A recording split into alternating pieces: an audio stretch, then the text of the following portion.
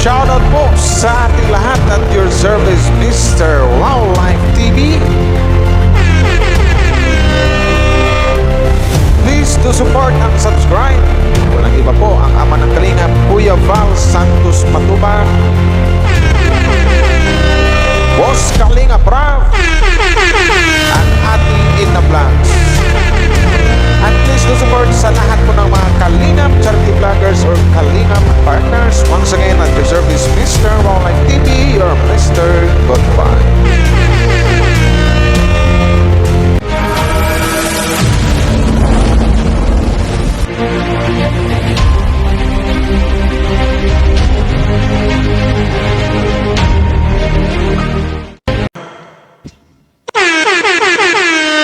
Hello guys, mega love shout out po sa inyong lahat nandyan sa buong team Kalingap, Jomcar Matatag fans. Hello po sa inyo. Shout out.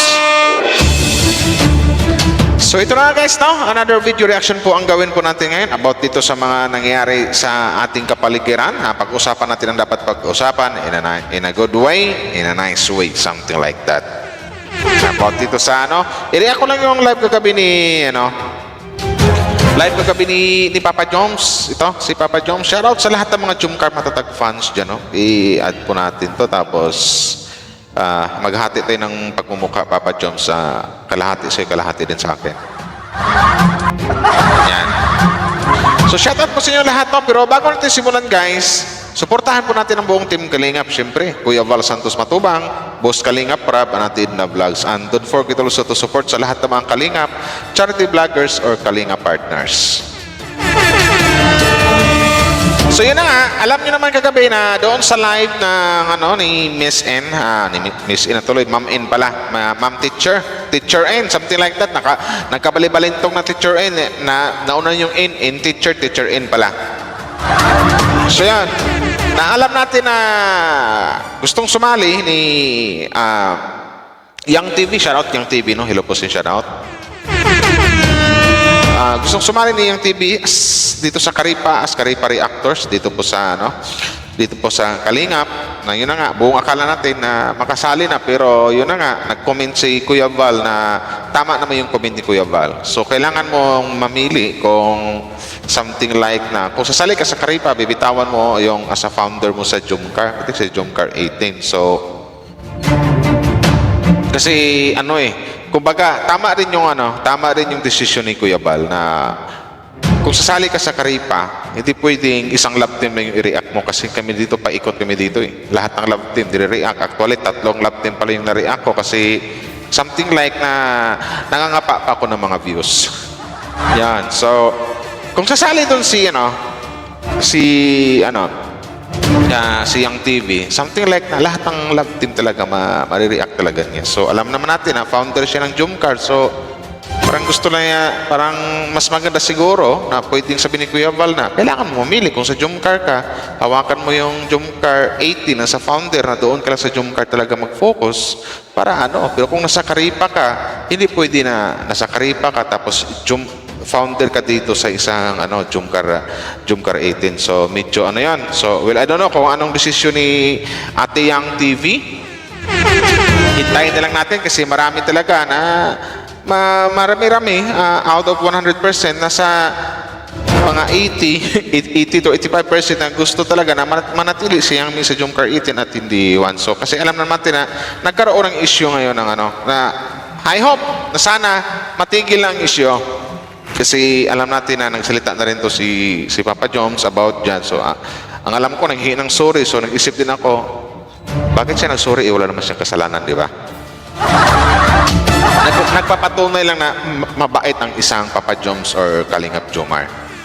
So yun. So about doon, kung makasali pa si Young TV sa Karipa, well, hintayin natin ang desisyon ni Young TV kung Karipa ba siya or iiwan niya ang Jomcar 18. So malalaman natin yun mamaya kung basta mamaya hintayin na lang po natin. So dito guys, dito kasi sa nangyari kasi ito yung mga sinasabi ko noon na lagi kong sinasabi na mas maigi pa or much better pa kung may issue man sa mga basher. Kasi pag inner issue na, pag medyo fans to fans na yung mangyayari. Ando na yung kasi yung magulo eh. So mahirap resolbahin pag puro fans na ang mag-away-away or magkakasagutan. So magiging toxic talaga ang mga supporters kasi ando na yung kapikampihan eh. So dito na nga, nagsalita na rin si Papa Joms. Dito lang, i-react natin konti ito, no? Ito sa itong live niya kagabi. At sana nga, i-wish lang natin na ihangad na lang natin na magkaayos-ayos na lahat, magkaayos na yung dapat magkaayos at iwasan na yung mga ganitong issue na nanggaling mismo sa mga fans ng Jumcar. Dapat ipairal pa rin natin yung sinasabi nating one kalingap, one family. Jumcar matatag, love and unity, something like that. Kasi mas maganda yon, di ba? Mas maganda yung tayo yung nagkasundo-sundo lahat, magkaisa tayong lahat para kung may kalaban man tayo, mga kalaban natin dito, mga bashers lang naman ang mga love team eh. Mapa Jumcar, Danjo, tsaka EDC, di ba? Mas maganda yung magkaroon tayo ng unity or pagkakaisa. Mas okay yon. Pero ika nga, sabi nga, sa bawat love team naman, sa bawat dagok ng ating buhay, di ba? Na mayroon talaga mga trials or pagsubok. Kumbaga, may hamon or something like na mayroon kang pagsubok na bawat na pagdaanan. Something like na sabihin ng panahon na subukin natin ang Jumcar supporters kung gaano ba sila katatag, yung sinasabi nilang Jumcar matatag. Kung gaano ba kasulido ang kanilang pagsuporta or kung gaano ba kasulido ang pagmamahal nila dito sa Jumcar. So yun na nga, sana maayos na, mawala na yung gulo, at sana magkausap na yung dapat mag-usap, magkapatawaran na, kalimutan na yung buong pangyayari in the past, move on, mag-move on tayong lahat. Tapos, harapin ang mga panibagong issue. I mean, yung mga issue sa mga pinagkakalat ng mga bashers. Like fake news, di ba? Alam ko na fake news din si Jumcar na may girlfriend, nakisyo, ganito, ganyan. Kasi alam ko, nasabi rin niya sa live to na maraming nagkakalat ng fake news. So, alam ko na yun. Kahit hindi ko napakinggan lahat, alam ko na about fake news, yung mga nagsasabing may girlfriend na siya, ganito, ganyan. Ito lang mga bashers, makinig kayo. May sasabihin lang ko sa inyo. Magagawa kayo ni Jomar, yun na nga yung alam naman niya na talagang welcome na welcome siya sa family ni Carla. Ang bait ng mama at papa or ang bait ng family ni Carla sa kanya. Kasi alam kasi ng family ni Carla na kung gaano niya kinaingatan or kung gaano siya sa pag-care sa isang baby Carla niya sa kanyang agom. So sa mga fake news na dyan sa mga fans, huwag kayo magpaniwala, huwag kayo mag-overthink. So sa mga fans na nag-overthink, isa lang ibig sabihin yan, hindi kayo solidong Jumcar matatag fans. So yun lang yun. Ipakilala ba na yan ng isang Papa Joms ang kanyang future agom sa kanyang mami, sa kanyang mama, or sa kanyang nanay? Dadalhin ba yan dun sa bahay niya para ipakilala sa kanyang nanay, kapatid, tita, tito, something like that kung may girlfriend siya? Mga utak din ng mga bashers, bobo rin kasi mga bashers, magawa-gawa ng kwento eh. May mga fans din na iba-iba na mga malalabnaw yung mga utak. Mga nagda-doubt kay Papa Joms na mga nag-overthink, naniwala agad, bahala kayo sa buhay nyo. Ganun lang. Sige na, okay. Ito, sige, pakinggan natin yung ni Papa Joms. Pero hindi ito yung about sa fake news ha. Mayroon ito yung papakinggan dito na masasabi kong napakabait ng isang Kalingap Jomar.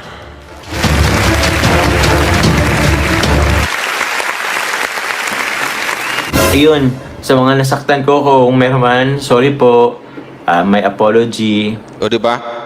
Kung may nasaktan daw siya, may apology, sorry po, nagsorry po ang isang Papa Joms. Kasi alam niya na mayroon talaga pinagdadaanan ang mga fans o supporters ng Jumcar ngayon. So, pati siya nagsorry siya kasi alam natin sa issue na to na dawit yung pangalan niya tsaka kay Carla. Di ba? Pero alam natin na wala namang ginawa yung dalawa, di ba? Ang mga nag-away-away yung mga fan lang, mga fans lang, di ba? Yun. Sorry po, basta sorry po. Sorry po. And yun, Tita Darlene Malo, shoutout po sa ano po ba? Papa Joms, mag-debate po ako sa inyong pambili ng diba?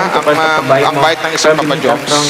Ma'am Benita Franco, maraming salamat. Ang bait ng hindi naman po ako magsasorry po para lang sa from hindi naman po ako magsusorry po para lang sa ano. Magsusorry po ako para sa ano. Para sa tawag niyan. Magsusorry ako para sa peace of mind po nating lahat. Yes. Opo, kasi ako po hindi naman ako perfecto. Sila, wala naman perfect. Yes, wala namang perpekto sa ating lahat dito sa mundong ibabaw. Totoo yun. Walang perpekto sa atin. Lahat tayo nagkakamali. Tao lang tayo nagkakamali. Pero kung sa tingin nyo, kung sino yung may mali, kung may tingin nyo may mali si Papa Joms, at least narinig nyo na. Pero for my opinion ko, walang pagkakamali dito ang isang Papa Joms. Or ang Jumcar. Kahit si Carla. Walang pagkakamali. Pero sa sobrang bait ng taong to, nanghihi siya ng sorry kung may nagawa man siyang mali or something like na kung hindi niya alam na kung nagkakamali siya pero ang alam niyo may mali siyang nagawa. So, nanghihi siya ng sorry. So, saludo ako si Papa Joms. Diba? Kasi wala namang perfecto. Walang perfecto sa taong mundo, sa mundong ibabaw na ari. Bukod tanging ang Lord lang ang perfecto. Diba? Ang bait. Kung may nagawa man siyang mali o nasabing mali, nagsorry siya. Pero alam ko, wala siyang nagawang mali. Pero para sa peace of mind na lang ng lahat nga, ika nga, sabi niya. So, nagsorry siya. So, mas maganda yung, sana lahat ganyan. Sana all ganyan ang ugali kay Papa Joms na magsorry na lang, tanggapin yung kung may pagkakamali, tanggapin na lang, magsorry, ganyan. Kasi, my God, fans tayo ng Jumcar, dapat tayo magkasundo-sundo. Tayo yung magkakaisa, di ba? Ganun lang dapat. Somehow siguro nagkamali din naman talaga ako. Somehow sila din. Or O, di ba? somehow siguro nagkamali din naman talaga ako. Oo. Di ba? Somehow naman siguro nagkamali din naman talaga ako, di ba? Aminado siya, pero hindi niya, for me, parang napapaisip din ako na, saan ba na nagkakamali si Papa Joms? Mali na ba ang magmahal ngayon sa sukmet? Yan lang. Di ba? How sila din or kung sino man, I mean opo, sino man tayo para hindi magpatawa, di ba? Yes, ano tama. lang, Sino ba naman tayo para hindi magpapatawad? Napakaganda nun, guys. magsulat ako para sa sarili ko din naman. I mean, para din naman sa peace of mind ko. Yes. And yun. May message. Oh, so yun na nga ha. At least na narinig natin na nag-sorry si Papa Joe. Pero iulitin ko sa isip. Isip po ng isip. Para naman wala mang mali to si Papa Jones kasi ang nagaway-away yung mga fans naman. About dyan sa mahiwagang is-is na yan. So, yun na guys na. Kasi si Papa Jones ka, aminado siyang nagkakamali din siya. Aminin nyo rin na nagkakamali kayo. Yun. Ibaba ang pride. Makipag-usap face to face. Kung may mali, aminin yung pagkakamali. Manghihi ng patawad, manghihi ng pasensya. Hindi yun kabawasan sa pagkatao mo kung gawin mo yan. Bagkos, papalakpakan ka pa ng karamihan na inamin mong mayroon kang pagkakamali. So, dyan sa mga nag-away-away na yan, huwag yun ang pahabain to kung mahal nyo ang Jumcar Love Team. Kung mahal nyo ang Team Kalingap, please, mag-uusap-usap na kayo para dyan. Para magkaroon ng katahimikan itong issue na ito. Para makahanda naman tayo sa mga panibagong issue na darating. Alam kasi sokmate to love team sikat yan Jumcar yan trending yan, viral yan. So, hindi nauubusan ng issue ang Jumcar, lalong-lalo sa mga bashers. Mayroon talaga may magawa-gawa ng kwento dyan na may girlfriend, sige ito ganyan, may girlfriend sila, sige ito ganyan, kisyo, etc. Hindi na bago yan. Basher is always a bashers. Kahit anong pakiusap natin dyan, hindi yan sila magbabago, mga hinayupak na yan. Ganyan.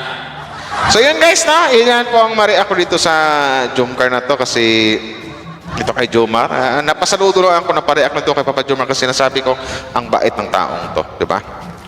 Nagpakumbaba siya na kasi di ba alam na niya hindi niya maitatanggi na may issue talaga nangyari dito sa loob ng Jumcar o sa mga Jumcar supporters o Jumcar fans. So sana kayahin niyo si Jomar.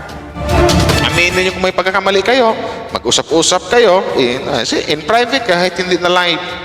Diba? In private mag-usap-usap yung mga taong sangkot sa gulo na to kasi yung hindi nga sangkot, nag-sorry Alam ko hindi sangkot hindi nga nadamay lang yung Jumcar dito nang dahil lang sa kaguluhan ng mga fans. So, magpakumbaba, mag-usap, sorry. tanggapin kung may pagkakamali. Kung nanghihingi ng sorry, patawarin kasi tao lang tayo. Diyos nga, nagpapatawad, tayo pa kaya na mga human being lang. Diba? So yun lang guys, hanggang dito na lang. Hangad ko na sana matapos ang issue na to, hindi na mapag-usapan para makahanda tayo sa mga panibagong isyong darating dito sa Jomcar. Kasi alam ko maraming bashers ang nakaabang sa Jomcar. Yun na lang pong issue ang harapin natin, issue ng mga basher. Pagtulungan natin ang mga basher. Dapat yung mga fans ang mga Jomcar fans magiging intact, magiging magkaroon ng unity pagkaisa para labanan o sugpuin yung mga taong dapat sugpuin yung mga nangbabash dito sa Jomcar Love Team.